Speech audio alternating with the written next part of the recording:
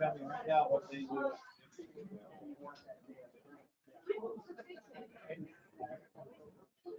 All right, so the rumor has it is that I'm the only thing standing between you guys and happy hour. So, Right. Okay, now you're not. okay, well, so this will be your happy hour then. For everybody else, we'll call this pre-happy hour. Can you guys hear me in the back okay? All right, and I think I'm tethered to this spot right here, so hopefully you can hear online. Everything going okay so far? You guys enjoyed it? It's good to see everybody back. I think the last time I was here was at this conference was in 2020 or 2019. Then we had to go online for a couple of years, so it's good to see everyone back, and it's good to see everyone's online. Thank you for the conference committee for inviting me to speak today. My name is Casey Seckel. I'm currently the Chief Clinical Officer for LifeFlight Network, flight nurse. That's how I started with that organization. Entering my 20th year of nursing, so I know I graduated when I was 10, so from nursing school. I started in EMS though at 18 with the National Guard and then the Army, and that's kind of really started my passion for EMS. So that's how I ended up joining LifeFlight Network about 10 years ago as a flight nurse at our ground base, and have been with them in various roles since then. So I say that because when we get into these case reviews, one of my disclosures is that I do not pretend to be a subject matter expert on anything. And I think if you meet any good EMS provider or flight nurse, you'll find that we're a jack of all trades, master of none. So that's my disclosure up front. If there's something that I present to you that seems off or that you disagree with, I'm happy to kind of talk through where I got that information, and we can work through it maybe or something. So. A little bit about LifeFlight Network. I know that you guys, I swear this was just working. Maybe. That's the picture you gave us. We did okay online there, Liz? Gotcha. My clicker does not want to advance, so let's try that. Okay, a little bit about LifeFlight Network. For those you don't know, hopefully if you're an EMS provider in Oregon and Washington, you do know who we are, but in case you don't, LifeFlight Network is started as a one helicopter operation on a legacy of Manual in 1978. Is now the largest not-for-profit air medical provider in the United States, servicing 4 states. We do air medical and ground transport, depending on what area you are in. And then what's not represented on this map, so we have about 30 physical locations now, 40 aircraft. What's not represented on this map are 2 new bases that we're opening, Hermiston, just down the road, in April of 2023, and then Hoquiam, Washington in April of 2023. A little bit of regional plug. We opened our LeGrand base in 2011, Pendleton in 2012. Assumed the Northwest MedStar operations in Richland in 2016 and Walla Walla in 2020, again in Hermiston. So I always think that's exciting to kind of share. I've got a big passion for this area, starting in LeGrand, and so it's been much like Shelley that was up here before. I spent a lot of time on 84, as I'm sure most of you guys have. So is mostly everybody here from Oregon, Washington, anyone from Idaho? Just Oregon, Washington. Awesome. Thank you. Cool. You're giving them all the preview. Coach Blair's good. Thank you. All right. So why are we here? So why case studies? I thought about this when I was putting this together, and when Ian was like, "Hey, we should do a case study." I'm like, "Okay." So put a case study together. I'm like, "Why do we do case studies?" So I do, like probably most of us do, and I don't know. I asked the Google machine, and the best thing I found was this quote: "Explain, describe, or explore events and phenomena in everyday context in which they occur. These can, for example, help understand and explain causal links, pathways resulting in a new policy initiative or service." And so I started thinking, man, we do case studies a lot with our clinicians as we're trying to improve patient care or teach them how to utilize the patient care guidelines to the best. And I think they're good in this environment because we all come from different backgrounds. We all probably have a little bit different skill set or level that we're functioning at. So I'm hopefully that what we talk through today you'll take at least a little bit of nugget if you're faced with something similar in the future. So we're going to walk through this case. We're going to talk about drugs. I hope that, and Shelley mentioned this, and if everybody saw the pediatric case reviews, we're gonna get a little bit more complicated on the overdose thing. And it might not be the glorious trauma stories or STEMIs or strokes or sepsis, but I think it is important that we work through it because of the rising incidence in overdoses. And this one's a little bit complicated. So it's not the good drugs that we're talking about. The case I'm going to present you today is a polypharmacy intentional overdose. I say polypharmacy because it involves 3 over-the-counter, very common medications that the patient took. And if you look at some of the data, and I couldn't find a really recent graphic, and so I apologize. This one is talking about data from 2000 to 2018. And what you're looking at there are the number of incidences of intentional over-the-counter overdoses in teenagers that had negative outcomes. And so the negative outcome is described as either death or some sort of long-term disability. And I think what is really important to note, so about 1.6 million cases in that about 18-year frame. And so the data is out there up to 2022. That's been a rise since 2018 of almost 28%. So we're just seeing more and more of these incidents, and I'm sure that you've seen it in your field out there, and it's challenging. Over-the-counter and prescription medications, there's more and more of them every day. They become more and more available. And as they become available,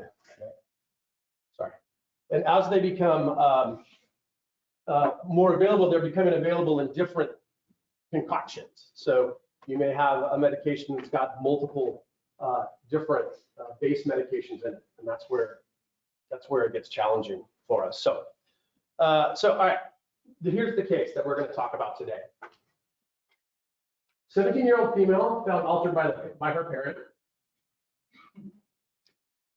It was found who summoned EMS in a rural area. It was found that she had an intentional overdose of multiple over-the-counter medications. She was transported to a critical access facility where they established IV access, drew some labs, they started her on some fluids, they tried to control her emesis with Reglan, and then transfer was arranged to the tertiary care facility. Good news out of this piece. Pre-hospital, so BLS providers on scene, were able to do something that's very important. We'll talk to this towards the end. It's really one of the main points of this. Is they got a really good history. In that history, they were able to obtain what she actually took. And on 2 of the medications, they got pretty solid down to the number. And so why do we think that's probably one of the most critical points when it comes to definitive care? Yeah, we need to know what we're working with and how serious it is. And really what's important is the time that we think it happens. Now, a lot of times we don't get that information in the field, right? A lot of times it's just a bunch of bottles and you just collect everything and you go, and that's great. But if you can get that history, if you can get that, understand what they actually took and about what time they took it, it's going to be critical as we walk through kind of what the treatment modalities is for each of these. Okay, so our crew is asked to transport this patient from the critical access hospital to a tertiary care facility.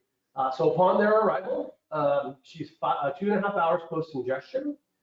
She's pretty combative, thrashing, uncooperative, and she's had a significant amount of vomiting. Her GCS is 12, and there's her vital signs up in there. Are you guys able to see the labs there at all? Okay. Yeah, so sodium 138, potassium 3.1, fluoride 103, bicarb 15. Glucose 126. Yep, glucose 126. All right. What else do you guys want to know? I'm sorry? Okay, some additional lab values. What else? This is a person now. Okay. Yeah, so maybe a little bit more significant history of the patient. Body weight. Yeah, how big is she? She's 50 kilos. These are good questions. Yeah, chance of pregnancy. Other medications she might be taking. Did they do an EKG? Yep. So they did do an EKG, and I don't have a copy of it, but it was a sinus tachycardia, pretty fast. And I'm glad that you brought that up.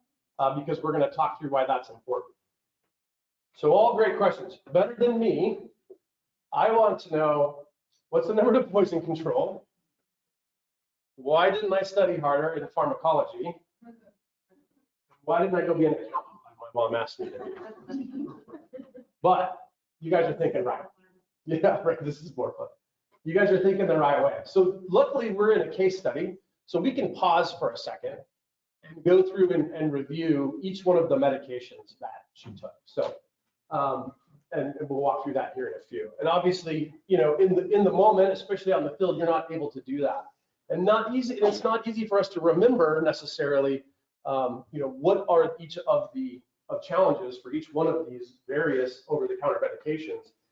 But I think it's important to walk through them now so that perhaps maybe you can remember and then identify where your great references are. I will say that poison control is a reference for you if you have the time and the ability to contact them. If you ever need any of that information, it's a good number to have, even if you're on the way to the hospital and in the back and you just want to do that. Yeah, if you're lucky enough to have that information, especially if you know what potentially they ingested, that is good to help you kind of prepare. Specifically state that poison control and that is OLMC. Oh, okay. That's great. Does anybody else have that? No. Poison control is online medical control, counts as online medical control. So that's great. Yeah. All right. So you guys had some great questions. So we're going to take a pause in the patient care side and just review the 3 medications that the patient ingested.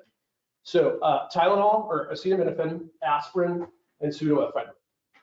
So I think you guys are probably already starting to kind of, you know, formulate in your mind what are the challenges that each one of those medications pose individually, but especially when we pile them on top of each other. So we'll start with acetaminophen, right? Probably one of the most commonly attainable medications out there, non-steroidal anti-inflammatory. It's been on the market for years, comes in various different forms.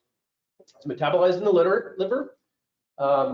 Interestingly enough, acetaminophen toxicity is the leading cause of the need for liver transplant in the U.S. and the second leading cause worldwide, which I thought was actually pretty interesting. And so what they typically see in those scenarios is kind of chronic overuse or a significant ingestion, such as this one. The therapeutic doses is less than 4 grams in 24 hours. It's usually about 4 to 6 hours every dose. And for pediatrics, 60 milligrams per kilogram.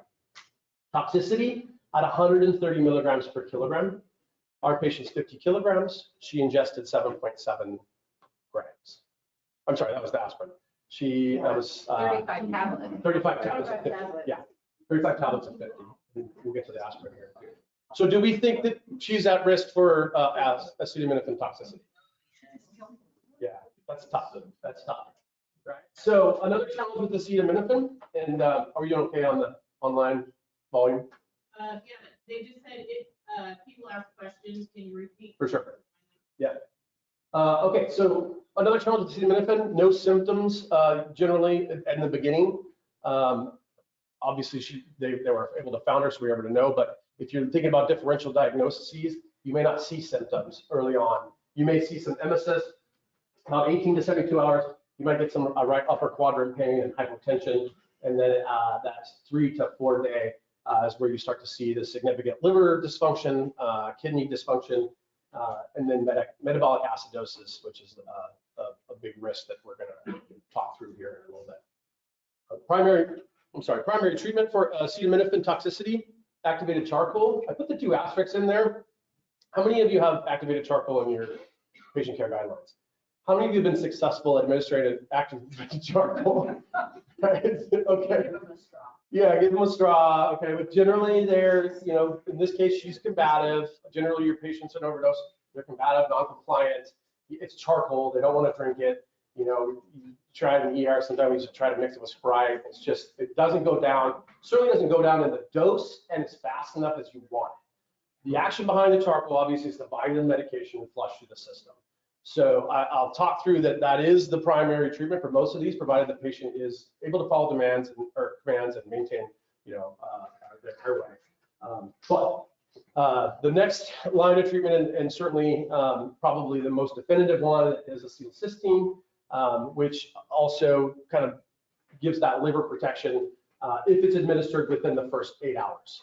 So timely identification of what they ingested and when they ingested, and administration of the acetylcysteine gives the patient the best chance to protect the liver if they're able to navigate through that piece. Was there a question over there? Oh, okay. And then treat the acidosis if present. Okay, so that was Tylenol. Again, we're on a pause here because we were able to pause time during our case and go back and look. So 35, I believe 500 milligram Tylenols, and it was 7.7 grams of aspirin was the total. So aspirin, also a non-steroidal anti-inflammatory, and I'll say aspirin is actually a brand name, but I think it's the most commonly accepted name for acetylsalicylic acid, and that's probably why we use aspirin instead, because I can't even get it out. It suppresses the production of prostaglandins, also metabolized in the liver.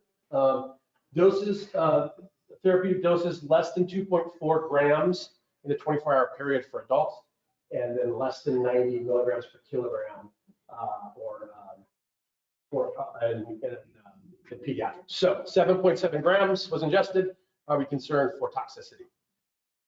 And actually, I got a little disclaimer there that a toxic dose of aspirin is 200 to 300 milligrams per kilogram. Ingestion of 5 is potentially lethal. And I think we get, I have the math later on, but I think we're in that 300 mark when we do the math out. So some signs and symptoms of aspirin toxicity: agitation, confusion, seizures. What you're looking at, some CNS depression, ringing in the ears, rapid breathing, slower labored breathing, which is the opposite, and wheezing. And again, you're worried about some hypoglycemia, interestingly enough, fever in aspirin toxicity. And when you think about what our primary mode to treat fevers is, generally aspirin or Tylenol, some sort of anti-inflammatory. So that gets a little difficult when we get to the treatment piece of it. And so treatment, activated charcoal, again, with the aspirins, provided that they can ingest it and will follow your directions and ingest it. Monitor labs, fluid resuscitation. So again, you're running into some potential acidosis issues. And so especially if they have the rapid breathing and they have a fever, their fluid demand is pretty high. So we need to be meeting that fluid demand. You might see some hypoglycemia, so that gets important. Again, managing the metabolic acidosis. And then interesting, you asked about potassium and magnesium. You might see some hypokalemia in these patients as well. And then last, an unknown amount of Sudafed. And Sudafed is tricky. The max doses isn't that high, and it is, again, widely available. We have seen kind of a monitoring of the market of Sudafed, kind of to combat. It's in the same classes of amphetamines as methamphetamine and prescription amphetamines. And so it's a little bit harder to get a hold of in its form, but still pretty easy in most states. You just got to go up and show your ID and get it. So I threw up here pseudoephedrine versus phenylephrine. Oftentimes in the over-the-counter market, they're marketed as really the same product, and they all run the same class, but they have a key little difference. And I bring that up because back to the history part, this is important if you're able to because if they said, oh, they took a bunch of Sudafed, okay, well, what was it? Grab the box and look at the actual name, because it's important to know whether pseudoephedrine or phenylephrine. And that's different because pseudoephedrine will affect both alpha-1 and beta-1 receptors, and phenylephrine is just a beta receptor. And if you always forget what that is, it's really easy to remember. The alphas is like the animal kingdom, the dominant strong muscle contraction, and the beta is the fish in the tank, kind of chilled, laid back muscle relaxation. So that's important as we get to treatment later as to know it. So in this scenario, they did a great job of finding what it was, and it was pseudoephedrine. Again, max dose for adults is 240 milligrams, and then for peds, 120. We don't know, but given the amount of Tylenol and aspirin, what would your suspicion be for how much she was? She's probably in that toxicity, risk for toxicity. So it is dangerous. A little less long-term dangerous than perhaps Tylenol or aspirin. Some of the initial things you'll see is any sort of, anytime you would think you'd see a patient that is on some sort of stimulant, right? So caffeine pills, or anything where that's going to up their CNS activity, central nervous system activity. So headache, dizziness, anxiety, euphoria, chest pain, tachycardia, hyper or hypotension, and nausea and vomiting. Do we see a common thing with the nausea and vomiting through all of these, right? And that's with this patient is where it's probably going to get a little tricky. So treatment, cardiac monitoring. So back to the alpha and the beta, because pseudoephedrine affects both, there is some risk to cardiac contractility. So you could have some dysrhythmias there. So cardiac monitoring is critical in this patient. Controlling the central nervous system and cardiovascular effects, should you see them. These patients will likely require anxiolytics or sedation, and again, that significant fluid resuscitation. All right, so we took our pause and we were able to kind of walk through our pharmacology lessons and remember where we're at. Now we don't, unfortunately, we don't get that opportunity in real life. But as we've identified some of the unique signs and symptoms and also the challenges of navigating each one of these medications individually, what are you guys seeing as common themes when you think about, all right, how am I going to prepare to care for the patient? Airway. Okay, we're concerned about her airway. Why? We're going to take the risk of losing their airway and aspirin. Yep, that's probably your primary concern, or one of your primary concerns. What else? Well, at some point she could pack out and become weak. So then airway is still your issue, but it might be something to think about later on down the road.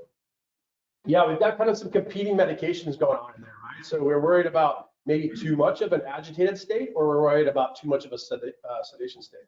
Again, our primary concern with that is probably down to, is she able to maintain her airway and breathing? So, yep. Anything else that you're seeing that's common there? Huh? Fluids. Yeah, for sure. In each one of those, fluid management was a piece of that. So that's going to be critical as we get on. What's up? Yeah. Okay, so, all right, so you guys already got kind of our treatment plan going on. Is back to our patient. So we took the pause button off, and now we got to care for this patient for 2.5 hours post-ingestion, combative, thrashing, uncooperative, she's vomiting bile, GCS of 12, and those are her vital signs. What else do you guys want to know? You've already brought a lot. Yeah, so I just kind of broke down where we're at. So that far left column for you is what she ingested. So about 340 milligrams per kilogram for Tylenol or aspirin. I'm sorry, acetaminophen, 154 milligrams per ton for aspirin, and then unknown on the Sudafed. And so I think we already recognize that she's well in that risk category for toxicity. So which do you guys think which drug is causing you the most concern? And you can break that down to short-term and long-term. Tylenol? Would be long-term to me, and then short-term for the Sudafed, because it's making her attack. Yeah.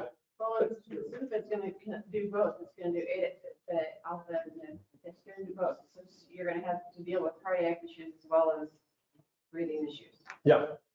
Yeah, so well said, and for those online, so really probably the Sudafed and aspirin are probably that's where I'm thinking the short-term challenges are going to be, and for sure the Tylenol, the long-term challenges with the risks of the end organ failure, especially at the doses that she was at.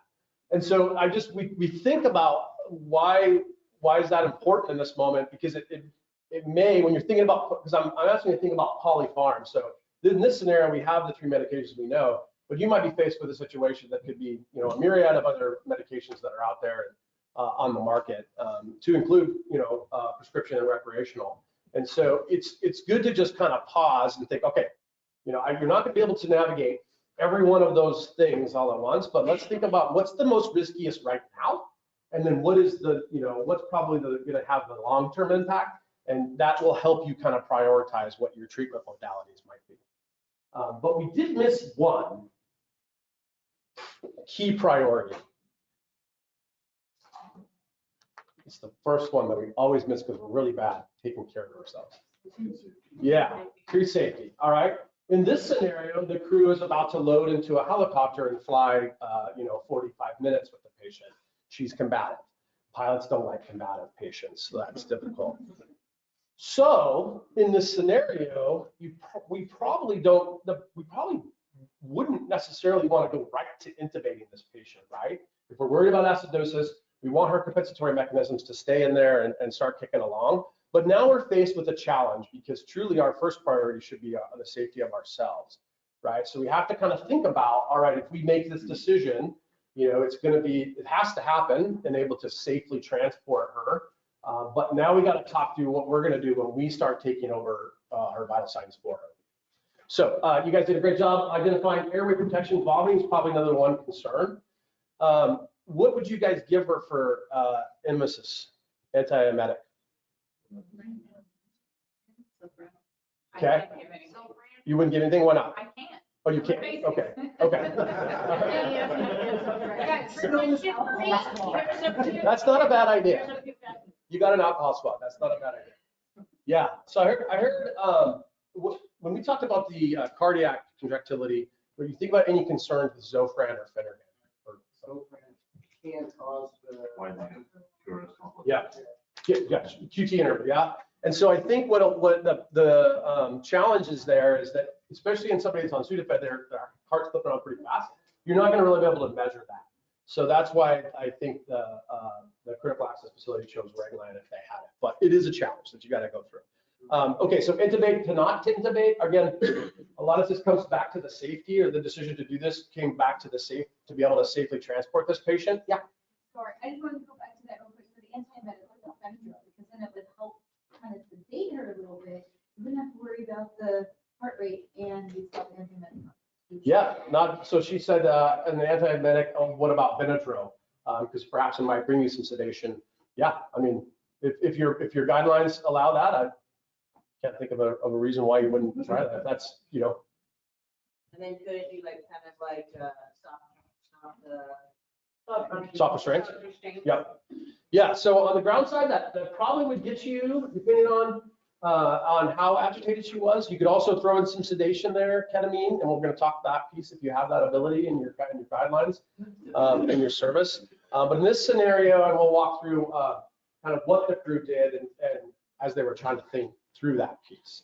And so when you think about intubating this patient, what are some concerns with the RSI? We're gonna have suction, which we always need to have suction. but Yeah. how much is too vomiting? Yeah, so suction available, vomiting, and so you might consider even kind of a delayed sequence RSI, and that's ultimately what this crew ended up doing. And then also once you have them intubated, are with the Sudafed on board, are you going to be chewing through all of the sedation medications that you have in your kit? And are you going to have to think about, re-paralyzing this patient, which we typically don't love to re-paralyze patients, but at times it's necessary. So ultimately, this patient, they gave initially some, we're trying not to intubate.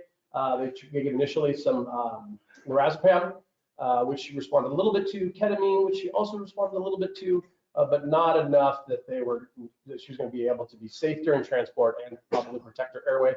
So they elected to intubate with ketamine and then SUX, and then ultimately treat sedation via ketamine, and they had to re-paralyze just because that Sudafedrin going on. She was chewing through those medications real quickly.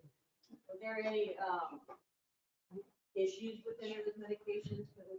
Did they have any reactions As far as with the things you had on board? yeah, so that's a challenge. So the question was, are there issues with those medications with all the other things that she had on board? And that's a challenge, right? Especially if you have an unknown substance in this scenario. In this scenario, I'm not aware of any, but it's something you have to kind of take in consideration when you're navigating it. So, all right, so we did crew safety, airway, breathing now. What do we think about her respiratory rate, or what her respiratory rate was? You remember what her vitals were? It was high. right? Which we knew that was probably going to be the case, especially with the Sudafedra on board. And so if we think about how we're going to manage if you have to intubate, how we're going to manage, recognizing that some of you may not be managing a patient on a ventilator, but maybe you're bagging them. And so you'll want to think about again that end-tidal CO2 target management, right? We want to think of that end-tidal CO2. It gives us a lot of information. It should be, if you have the ability, one of your additional vital signs, especially obviously you're managing their airway. But even if they're not intubated and they're maintaining it, it's a very good vital sign that will help give you some information and will guide some of your treatments. And so in this scenario, they utilize the winner's formula. So they took that BiCARD number, times it by 1.5, plus 8, and that gives them their target end-tidal CO2. And they get that target by controlling the respiratory rate up and down. And generally in these patients, you want a higher minute ventilation. So that's airway, breathing, circulation.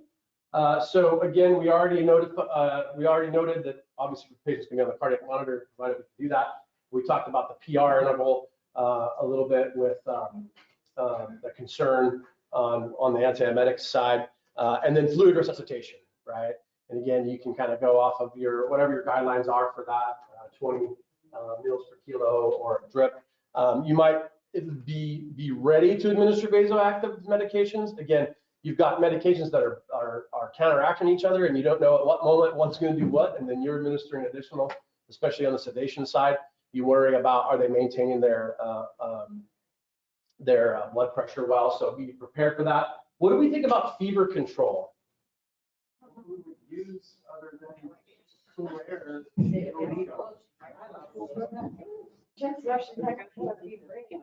Well, it's possible with the aspirin overdose. One of the things that could happen is fever. Yeah, well, that's a good point, because you have enough Tylenol on board to bring that down. And so again, with polypharm, you don't know at what rate is it being absorbed, what is one being absorbed faster than the other. And so I think what you guys pointed out is really not a good pharmacological solution. And so environmental controls is probably the best if you get to a point where you feel like you need to. Mild fever is probably okay to just to be okay. All right, so crew safety, A, B, C, and then we think about managing the toxicity piece of that. So again, for the acetylcysteine, for the Tylenol, these obviously are going to be driven by the orders from the facility. If you're doing an interfacility transport is when you probably would be seeing these types of things. We've gotten to the point where we've stabilized and developed some sort of treatment plan. Rapid transport is probably the #1 thing that really these patients need definitive care, because we need to get these treatments on board in order to protect their end organs, right? Primary to liver and aspirin and Tylenol. So that acetylcysteine, they use the Rumac Matthew nonogram. It's just guided off of whatever their Tylenol levels are. For aspirin, especially when you're combating that metabolic acidosis, you're concerned about administration of BiCARB and also treating the hypoglycemia. For the Sudafedra, it's really just supportive measures, right? So make sure you're monitoring that the cardiac monitor, and then probably that sedation piece, and then monitoring any CNS and cardiac controls. And ultimately, a lot of times these patients, their definitive care ends up being hemodialysis. So again, getting them to the place that has the resources that they need is our primary focus of that piece. But I want to flash back to the beginning when I introduced this patient to you, and then I threw up the kind of the pre-hospital wins. And I think that's where we in this room have the most impact on these patients.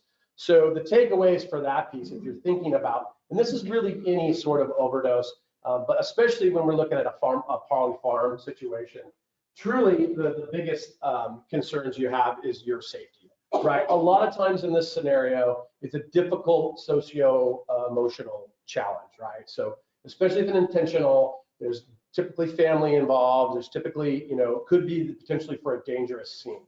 So please, please, please, that is your #1 priority. And oftentimes I know first responders don't think about that. That's why you're probably in the roles that you're in now, because you've never done that. But it's really important to note that you really kind of have to be cognizant of the scene and what's going on, and your safety, especially if the patient is combative. So make a plan for that, and focus on, in your training piece, de-escalation techniques, or how do we, navigate those situations when a combative patient is escalating?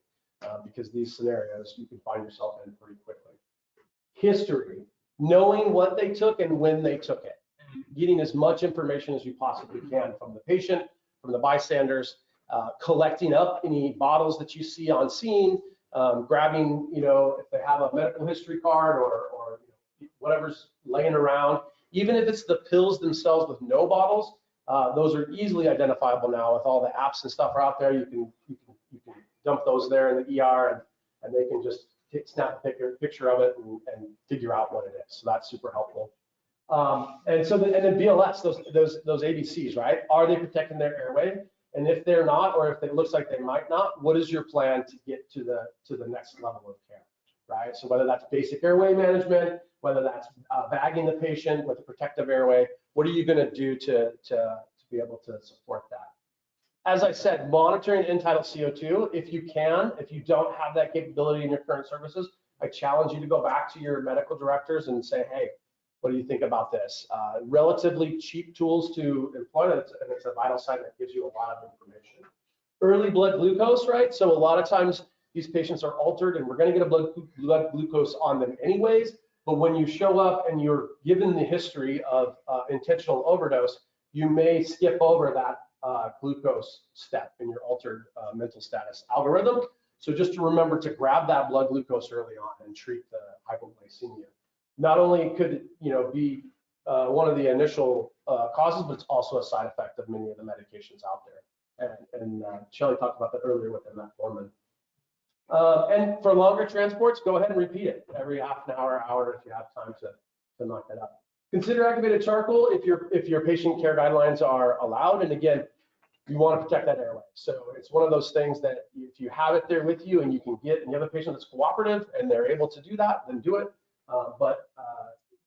And ultimately, we're still going to go through the process and probably treat them for toxicity. But the less medications that we can get absorbed is the more the better the patient's going to be in it. Antiemetics, we talked about the challenge with the PR interval with promethazine and Zofran. So if you think about, especially pseudoephedrine, where we were worried about the contractility of the heart piece and even some of the aspirin side effects, just be cognizant if you have the ability to administer antiemetics that you're not just slamming them with a bunch. Just be thinking through that piece, and then really that big key piece is rapid transport, right? History and rapid transport is the critical piece to that, because that's going to save a lot of time down the line as we get into definitive care and they're able to navigate what that medication took and what the future is for that patient. So I've got some references there. Any questions? Did she die? I knew it. She was going to excellent. She told me, she's like, just like everything, I wish I had an answer for you on that. I really wanted to make one up because I knew I was going to get asked that question. But I think just we experience, I know, we experience the same thing that you guys experience, is that oftentimes we'll get a follow-up that day, and then we don't often hear what happens to the patient once they get to definitive care.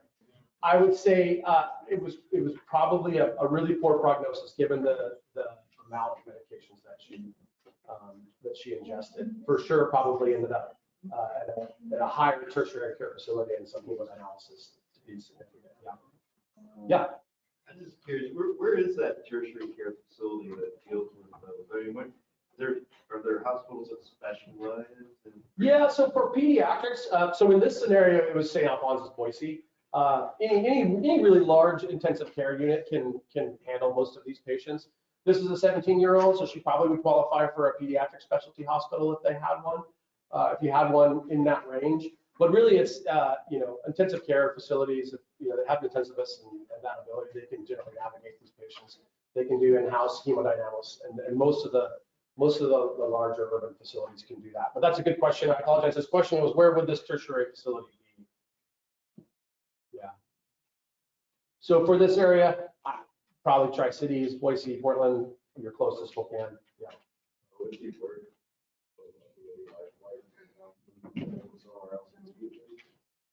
Yeah, so that's a good question. So the question was, would it be worth activating them to go to one of the tertiary care facilities immediately if you had access to a critical access facility? And I would say it depends. It depends on how long, right? So if you're in town here, I would just go to the ER, let them, because they can get some of that initial stuff done, right? But if you're out and you're going to be, you're an hour drive in, I think you have to look at what's the fastest piece. So a lot of times these patients are going to go to a tertiary care facility, but they can be stabilized at those critical access facilities. They're going to be able to get labs, they're going to be able to get fluids in them, they're going to be able to get a lot of those initial treatments started. Even the acetylcysteine, most can probably be started for Tylenol overdoses at a critical access facility. So it'd be hard to answer that question for you without knowing exactly like what's my transport distance to the hospital by ground, or what is that air ambulance going to provide me for a quicker route. That's a good question. Yeah, I mean, if you think about that like in a trauma, well, they don't have neuro, maybe we'll go, we'll make that decision. And this one's just, it's really tough, but early access to critical care from the physician or mid-level providers could be critical. Yeah, good questions. What else?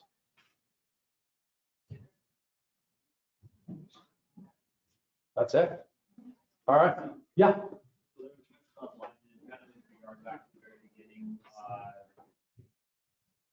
The intention behind the overdose, information from EMS, how patients acting, how the family is acting, everything else.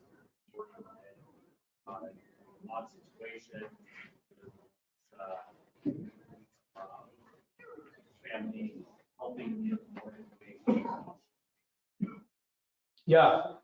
So and you probably saw it online, but the question was around, I think, kind of the socio-emotional state of the scene and the family and the patient, and perhaps what was the intention of the overdose. And in this scenario, I think it was kind of the end of the life intentionality. And those are important questions to ask. I don't know the minor details of what was happening at the scene, but those are important questions to ask as a part of the history piece so that you can present as much information as possible. And again, going back to that crew safety, these scenes can be difficult. I'm sure many of you have been on these scenes. The family's upset, the patient's upset. There may be, domestic violence or some sort of, some other challenge, social challenge that's going on in the home. So be very, very safe and cognizant of your surroundings. And again, just try to get as much information as you can as possible. It is important. They will need some sort of follow-up on the mental health aspect. And so this discussion is really kind of more about stabilization on the clinical side of it. But that will be a critical part of their overall care plan. So good question. Yeah. So with the Tylenol and all that overdose, it affects the liver basically. I know with the Tylenol overdose, the kids may not have an effect now, but years down the way, like we have one that did it at 14 and now he's in liver failure and he's 24. Yeah, so hopefully you heard that, but she mentioned there could be some long-term effects that maybe come up later on in life, and that's certainly true. The good thing about the liver is it's one of the most, I guess, recoverable organs out there, as evidenced by some of our adventures out on the town last night. But chronic, significant damage is really hard to repair from. So to your point, in this scenario where we're talking about a significant toxicity dose, it's likely that even if she survived and was able to kind of navigate through that there could be some long-term challenges and will probably have to be monitored for life for that piece too. Not to mention that if there was any sort of other comorbidities or if there's use of other medications that are also hard on the liver, that's going to complicate things. Yeah. Good times. Shameless plug. If you're a paramedic or a nurse and you're looking to apply for hired. And then if you have any questions, my contact's there. Thank you so much for letting me come and chat with you today. It's good to see everybody in person. Liz? Yes. Yeah, we had one thing I think Ian wanted to do before we left, but that's all I got. And enjoy the rest of your conference. Yeah.